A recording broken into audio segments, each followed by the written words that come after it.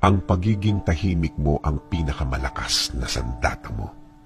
Tama, ang pagiging walang imik mo, ang hindi mo pagpatol, ang pagiging walang kibo mo ang greatest weapon mo. Habang patuloy ang pagsira ng ibang tao sa iyo, akala nila mahina ka, akala nila wala kang kalaban-laban, akala nila para kang hangin lang. Kahit naman ang hangin kapag naipon, nagiging bagyo. Pero ang naipon mong lakas, sa iba mo gamitin. Gamitin mo ang naipon mong lakas sa diretsyong gawa, diretsyong trabaho.